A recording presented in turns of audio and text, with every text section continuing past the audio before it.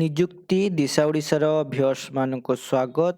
ଆଜି ଆମେ ଦେଖିବା ସେଣ୍ଟ୍ରାଲ ବ୍ୟାଙ୍କ ଅଫ୍ ଇଣ୍ଡିଆ ତରଫରୁ ରିକ୍ୱାରମେଣ୍ଟ ଆସିଛି, ଯାହାକି ଓପନିଂ ଡେଟ୍ ରହିଛି 28 ଫେବୃଆରୀରୁ ଓପନିଂ ହେଇଛି ଏବଂ 23 ମାର୍ଚ୍ଚ ପର୍ଯ୍ୟନ୍ତ ଅଛି। ଏକ୍ଜାମ ଡେଟ୍ ଏପ୍ରିଲ 26ରେ ଏବଂ ଇଣ୍ଟରଭ୍ୟୁ ବି ଏପ୍ରିଲ 26ରେ ଇଣ୍ଟରଭ୍ୟୁ ଦେଇକି ଆପଣଙ୍କର ଜଏନିଂ ଡେଟ୍ କହିବାକୁ ଗଲେ 26ରେ।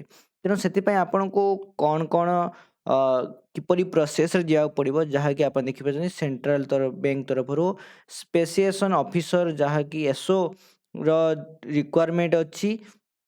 ଆପଣ ଏସବୁ ମାନେ ସେଣ୍ଟ୍ରାଲ ବ୍ୟାଙ୍କ ଅଫ୍ ଇଣ୍ଡିଆ co.inରେ ଯାଇକି ଭିଜିଟ୍ କଲେ ଦେଖିପାରିବେ, କିମ୍ବା ଆପଣଙ୍କର ଆମର କମେଣ୍ଟ ବକ୍ସରେ ଡାଇରେକ୍ଟ ଆପଣ ନୋଟିଫିକେସନକୁ ଦେଖିପାରିବେ। ଦେନ୍ କେତୋଟି ପୋଷ୍ଟର ଭ୍ୟାକେନ୍ସି ଅଛି? ଭ୍ୟାକେନ୍ସି ଅଛି 275 ପୋଷ୍ଟଟି। ଆପ୍ଲାଏ କରିବାର ମୋଡ଼ ହେଉଛି ଅନଲାଇନ୍ ମୋଡ଼। ଅନଲାଇନ୍ ମୋଡ଼ରେ ହିଁ ଆପଣ ଆପ୍ଲାଏ କରିବେ। ଷ୍ଟାର୍ଟିଂ ଡେଟ୍ ହେଉଛି 28 ଫେବୃଆରୀ ଏବଂ ଏଣ୍ଡିଂ ଡେଟ୍ ହେଉଛି 23 ମାର୍ଚ୍ଚ ସୁଦ୍ଧା ଆପଣ ମାନେ ଫର୍ମ ଫିଲ୍ଅପ୍ କରିଦେଇଥିବା ଦରକାର। ଏପ୍ରିଲ ମାସରେ ଆପଣଙ୍କର ରହୁଛି ଏକ୍ଜାମ ଏବଂ ଇଣ୍ଟରଭ୍ୟୁ। ଅନଲାଇନ୍ ରିଟିନ୍ ଟେଷ୍ଟ ହେବ ଏବଂ ଇଣ୍ଟରଭ୍ୟୁ ହେବ। ଆପଣଙ୍କର ପେ ସ୍କେଲ୍ ରହୁଛି 48,000ରୁ 1,20,940 ଟଙ୍କା ପର୍ ମନ୍ଥରେ। ଭ୍ୟାକେନ୍ସି ଡିଟେଲ୍ସ ଦେଖିବାକୁ ଗଲେ ଆପଣଙ୍କର ଅଛି ସଫ୍ଟୱେୟାର ଡେଭଲପମେଣ୍ଟ, ଯାହାକି 13ଟି ପୋଷ୍ଟ ଅଛି। ମୋବାଇଲ ଡେଭଲପମେଣ୍ଟ, ଯାହାକି 3ଟି ଅଛି। ସଫ୍ଟୱେୟାର ଡେଭଲପର .netରେ ଅଛି 6ଟି ଏବଂ ଡାଟାବେସ୍ ଆଡମିନିଷ୍ଟ୍ରେଟର ଯାହାକି 11ଟି ପୋଷ୍ଟ ଅଛି ଏବଂ ଡିଜିଟାଲ ଚ୍ୟାନେଲ ମ୍ୟାନେଜର 23ଟି ପୋଷ୍ଟ ଅଛି ଏବଂ ଲାଇନକ୍ସ ଷ୍ଟୋରେଜ ଆଣ୍ଡ SRE ଯାହାକି ଅଛି 14ଟା ପୋଷ୍ଟ। ୱିଣ୍ଡୋଜ୍ 8ର ଅଛି 5ଟି ପୋଷ୍ଟ। କ୍ଲାଉଡ ମ୍ୟାନେଜର 5ଟି ପୋଷ୍ଟ। ସାଇବର ସିକ୍ୟୁରିଟି IT ଗଭର୍ଣ୍ଣମେଣ୍ଟର ଅଛି ଗଭର୍ଣ୍ଣେନ୍ସ ଅଛି 38ଟା। ନେଟୱାର୍କ ଆଡମିନିଷ୍ଟ୍ରେଟିଭ 5ଟା ଏବଂ ପ୍ରଡକ୍ସନ ସପୋର୍ଟ 26ଟା। ଏଣ୍ଟରପ୍ରାଇଜ କ୍ଲାଉଡ ଆର୍ଚ 6ଟି। ଡେଭ୍ OS 4ଟି ଏବଂ ଲଜିକ୍ ୱେବ୍ ସର୍ଭିସ 3ଟି ଏବଂ ଡାଟା ଆର୍ଚିଭ୍ 2ଟି ଏବଂ ଏଇଭଳିଆ ବହୁତ ସବଜେକ୍ଟ। IT ଅଫିସର ବି 82ଟି ପୋଷ୍ଟ।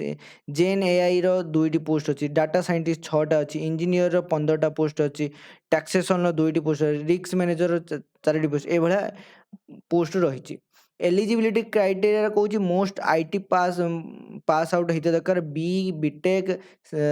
ବିଟେକ୍ରେ CS IT ଇଲେକ୍ଟ୍ରୋନିକ୍ସ ବା MCA କରିଥିବା ଦରକାର। ରିସ୍କ ମ୍ୟାନେଜର MBA ହେଇଥିବା ଦରକାର କିମ୍ବା ବ୍ୟାଙ୍କିଂ ଫାଇନାନ୍ସ ଷ୍ଟାଟିଷ୍ଟିକ୍ସ। ଟାକ୍ସେସନର ସିଏ ଆପଣ ପଢ଼ିଥିବା ଦରକାର। ଏଜ୍ ଲିମିଟ୍ ଆପଣଙ୍କର ମ୍ୟାକ୍ସିମମ୍ 30ରୁ 45 ବର୍ଷ ଭିତରେ ନେଉଛି ଏବଂ ଏଜ୍ ରିଲାକ୍ସେସନ୍ ବି ରହୁଛି ଏବଂ ଏକ୍ସପିରିଏନ୍ସ ରିକ୍ୱାରମେଣ୍ଟ ରହୁଛି, ଯାହାକି 2ରୁ 10 ବର୍ଷ ଆପଣଙ୍କର ମୋଷ୍ଟଲି। ଆପ୍ଲାଏ କରିବାର ପ୍ରୋସିଡିଓର ହେଉଛି ଆପଣଙ୍କର ଅଫିସିଆଲ ବ୍ୟାଙ୍କକୁ ଭିଜିଟ୍ କରିବେ ୱେବସାଇଟ୍କୁ, ଯାହାକି ଆପଣଙ୍କର ଆପ୍ଲାଏ ସେକ୍ସନର ନ୍ୟୁ ରେଜିଷ୍ଟ୍ରେସନ୍ ଉପରେ କ୍ଲିକ୍ କରିକି ଆପଣଙ୍କର ଡକୁମେଣ୍ଟ ସହିତ ଫଟୋ, ସିଗ୍ନେଚର, ଥମ୍ବ ଇମ୍ପ୍ରେସନ୍ ଏବଂ ଡିକ୍ଲାରେସନକୁ ଦେଇକି ଆପଣଙ୍କର ଫି ପେମେଣ୍ଟ କରିବେ। କେତେ ଟଙ୍କା ଫି ପେମେଣ୍ଟ କରିବେ? ଯଦି ଆପଣ SC ST PWD women category ରହୁଛନ୍ତି ତାହେଲେ ଆପଣଙ୍କୁ 175 ଟଙ୍କା ଦେବାକୁ ପଡ଼ିବ ଏବଂ ଜେନେରାଲ OBC ଏବଂ ଅଦର କ୍ୟାଟେଗୋରୀ ପାଇଁ ଆପଣଙ୍କୁ 850 ଟଙ୍କା ଦେବାକୁ ପଡ଼ିବ। ପେମେଣ୍ଟ ମୋଡ଼ ଆପଣଙ୍କର debit card, credit card, net banking UPI ଥ୍ରୁରେ ଦେଇପାରିବେ। ସାଲାରୀ ବେସ୍ କହିବାକୁ ଗଲେ ପେ ସ୍କେଲ୍ ଫର ଆସିଷ୍ଟାଣ୍ଟ ମ୍ୟାନେଜର ଆପଣଙ୍କର 48,000ରୁ 85,000 ପଡ଼ିବ। ପେ ସାଲାରୀ ମ୍ୟାନେଜର ଆପଣଙ୍କର 64,000ରୁ 93,000।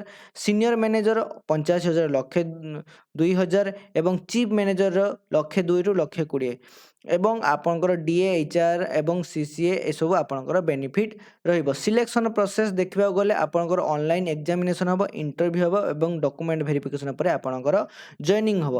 ଏହା ଥିଲା ସେଣ୍ଟ୍ରାଲ ବ୍ୟାଙ୍କ ତରଫରୁ ଆସିଥିବା ନୋଟିଫିକେସନ୍ ଏବଂ ଏଇ ନୋଟିଫିକେସନ୍ରେ ଆପଣଙ୍କର ପୁରା ଡିଟେଲ୍ସ ସବୁ ଲେଖାଯାଇଛି। ତାକୁ ମୁଁ ସର୍ଟ କରିଦେଇଛି।